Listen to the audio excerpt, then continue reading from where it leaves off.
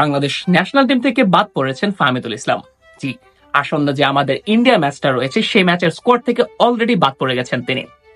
আমরা যারা বাংলাদেশের ফুটবল ফ্যান রয়েছি তারা গতকাল খুবই খুশি হয়েছিলাম যেন আমরা একটা ট্রফি পেয়ে গেছি।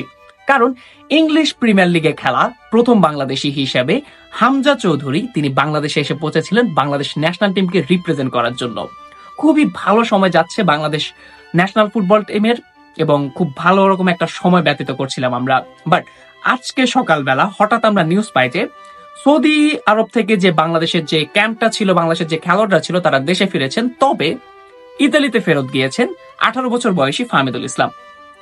তো এই নিউজটা যখন আমরা পেয়েছিলাম আমরা বিভিন্ন রকমের কনফিউশনের মধ্যে ছিলাম যে ইনজুরিতে পড়েছে কিনা নাকি কোচের কারণে বাদ পড়ে গেছে, নানা ধরনের নানা প্রশ্ন।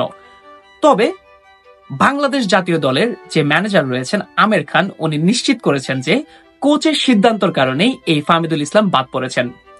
কোচ তাকে বিভিন্ন পজিশনে খেলিয়েছেন, লেফট ব্যাক, লেফট উইং, তারপর হচ্ছে আরো বিভিন্ন পজিশনে খেলিয়ে দেখেছেন, বাট আশানুরূপ কোনো প্রকার ফল পাননি তিনি, যার কারণে তিনি তাকে এই ক্যাম্প থেকে বাদ করেছেন। তবে তাকে ভবিষ্যতে জাতীয় দলের রাডারে রাখা হবে এবং যুব দলগুলোতে খেলানোর একটা পরিকল্পনা রয়েছে। এবং এই জিনিসটা যখন আমি শুনেছি তখন পর্যন্ত আমি অ্যাবসলিউটলি ফাইন যে কোচ যদি বাদ দিয়ে থাকেন সেখানে আমার কোনো কথা বলার নেই, যেহেতু উনি আমাদের থেকে বেশি ফুটবল জানেন দেখেই ওনাকে হচ্ছে বাংলাদেশ জাতীয় দলের কোচ করা হয়েছে এবং উনি সুপ্রিম, উনি হচ্ছেন ডিসিশন মেকার, উনি যা ডিসিশন দিবেন সেটাই।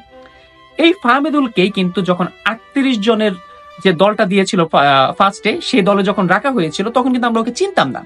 আমরা সেরি ডিতে খেলা, অলবিয়া কালচিওতে খেলা এই ফাহমিদুলকে কিন্তু আমরা চিনতাম না। এই অলবিয়া কালচিওতে খেলা ফাহমিদুলকে কিন্তু খুঁজেই বের করেছিলেন কোচ হ্যাভিয়ার ক্যাবরেরা, এবং যখন উনি এনাকে খুঁজে বের করেছেন তখন থেকে কিন্তু ওর প্রতি আমাদের ইন্টারেস্ট জাগে এবং ওর বিভিন্ন রকমের ক্লিপ দেখে আমরা কিন্তু আশা সঞ্চার করে রাখি যে ইন্ডিয়া ম্যাচে আমরা বেশ ভালো রকমের একটা ফাইট দিতে থাকবো।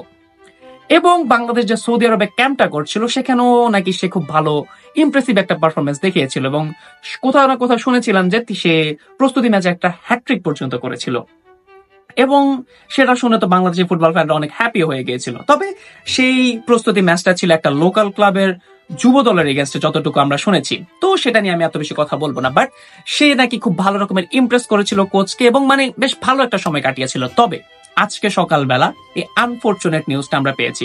এখন এই জায়গাটাতে আমরা ফুটবল ফ্যান হিসেবে আমাদের কেমনে রিয়েক্ট করা উচিত? দেখেন, কোচ যদি চিন্তা করে থাকেন যে ফাহমিদুলের থেকে বেটার প্লেয়ার আমাদের স্কোয়াডে রয়েছেন এবং ফাহমিদুলের থেকে বেটার পারফরমেন্স করতে পারবেন, দেন ইটস ওকে, আমি এটার কোনো দ্বিমত করব না। কোচের সিদ্ধান্তই মেন সিদ্ধান্ত, ঠিক আছে। তবে কেউ যদি এখন আইসা বলে যে ওর বয়সের কারণেও বাদ দিয়েছে, তখন আমি কিছু জিনিস আসলে মনে করানো আমার মনে হয় যে উচিত। যে দেখেন, আমরা হালের লামিনী আমালের কথা বলে থাকি, সে হয়তো এক্সেপশনাল ট্যালেন্ট, বাট তার সাথে কিন্তু তার আরেকটা টিমমেট রয়েছে পাও কুবার্সি, সেও কিন্তু এই বয়সের একটা প্লেয়ার। তার মানে কি বয়স এখানে কোনো প্রকার ম্যাটার করে না। ইউরোপে আরো অনেক প্লেয়ার আছে যারা কম বয়সে তাদের ন্যাশনাল টিমকে রিপ্রেজেন্ট করে যাচ্ছে প্রতিনিয়ত, তো সেসব দিক দিয়ে বাদ। তবে কোচ যখন বলেছেন আমি তাতে আই অ্যাপ্রুভ দ্যাট, আমি এটাকে অ্যাগ্রি করি, সমস্যা নেই। তবে এখানে একটা যদি কিন্তু রয়েছে, এবং সে যদি কিন্তুটা হয়েছে যদি সিন্ডিকেটের কারণে এই ফাহমিদুলটাকে বাদ যায়। কারণ আমরা অনেকদিন ধরে কিন্তু নিউজ শুনে আসছিলাম যে অনেকজন অনেক সমালোচনা করছেন এই ফাহমিদুলকে নিয়ে। এখন যদি এসব কারণে ফাহমিদুলকে বাদ দেওয়া হয়, দেন সরি টু সে, আমাদের ফুটবলের যদি হামজা চৌধুরী না মেসি রোনালদো যদি আসে, দেন আমাদের ফুটবল কোনো প্রকার ইমপ্রুভ করবে না। আমরা যে জায়গায় আছি আরো ডাউনগ্রেডে যাব, আমরা 185-তে আছি, আমরা 200-তেও চলে যাব, অনেক কিছু হয়ে যাবে। এক হামজা চৌধুরী দিয়ে কিচ্ছু হবে না। তো এখন পর্যন্ত কোচ, আমি যে মাত্র ভিডিওটা বানাচ্ছি এই সময় পর্যন্ত কোচ এখনো কিচ্ছু বলে নাই, তার এখনো কোনো প্রকার ফ্রেজ ব্রিফিং আসে নাই, সো এখন পর্যন্ত কোনো সিদ্ধান্ত উপনীত হতে পারছে না। বাট একটা জিনিস যখন শোনা যাচ্ছে যে সিন্ডিকেটের কারণে যদি এই জিনিসটা হয়ে থাকে, দেন কিছু বলার নাই।